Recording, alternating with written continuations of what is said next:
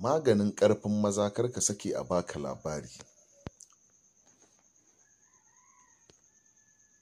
Assalamu alaikum wa rahmatullahi ta'ala barakatuhu. Barkanku da zuwa tashar AA Boka TV. Idan kuka zo tashar AA Boka TV, ku danna subscribe sannan ku danna ƙararrawar sanarwa. Idan kuma kun riga kun subscribe, ku yi mana sharing da like.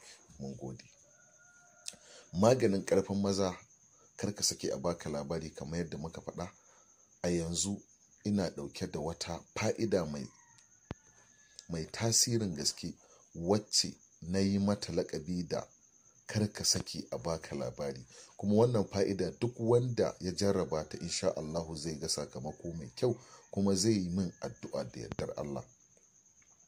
An ba da magunguna kala-kala a wannan channel mai albarka, da yadda za a haɗa su da yadda ake yin su. To ga yadda za ka yi ka haɗa shi. Abin da ake bukata ba wani hanya bace mai wahala ko kuma wasu abubuwa ne masu wahala. Abin da za a yi shine, idan kana da su shine, ko kuma kana kusa da masu kayan miya ko masu sai da abubuwa, shine abin da za a nema. Shine za a samu albasa, za a samu zuma, sai ruwa.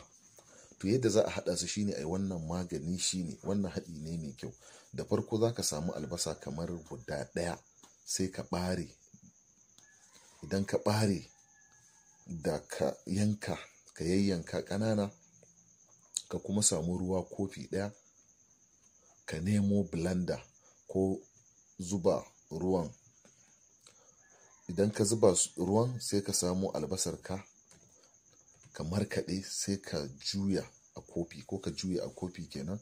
Ka kawo zuma cokali 5 ka zuba a ciki, ka sha da safe bayan ka karya. Ka yi hakan kamar sati ɗaya, amma fa idan ka yi brush, ma'ana ka wanke bakinka, saboda ita tana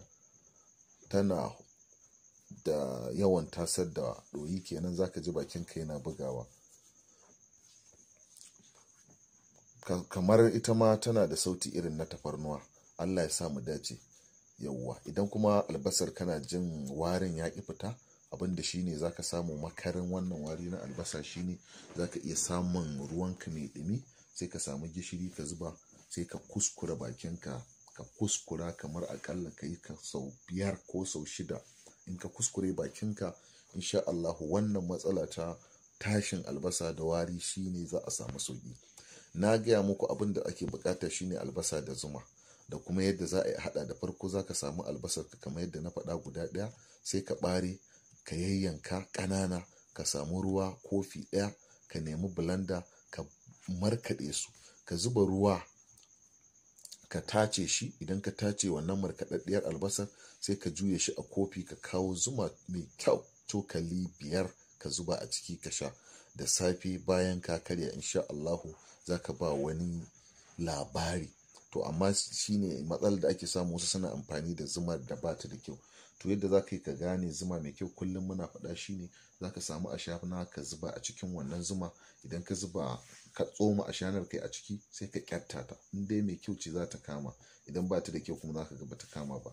Domin wasu suna yin albus ɗin zuma, su haɗa zuman nan da siga markaɗaɗɗe, a je ana cutar da mutane. An ba ka yadda kai magani, maimakon kai magani kuma wannan sigan sai ya zo kuma ya cutar da kai maganin ma yake. To ga abubuwa nan da dama da yadda za a yi ka gane, ko kuma ka je ka irin supermarket, manyan suto masu lasisi, ka je ka suna da zuma 'yar waje, ka yi amfani da ita. Insha Allahu za ka yi amfani da zuma fiyo, ba irin mai arhar banzan nan ba wacce ake mata albus. Tashar AA Boka tashar ku ce. Idan kuka zo tashar AA Boka, ku danna subscribe sannan ku danna ƙararrawar sanarwa, sai mun haɗa bidiyon mu na gaba. Kar ku manta da sharing da like.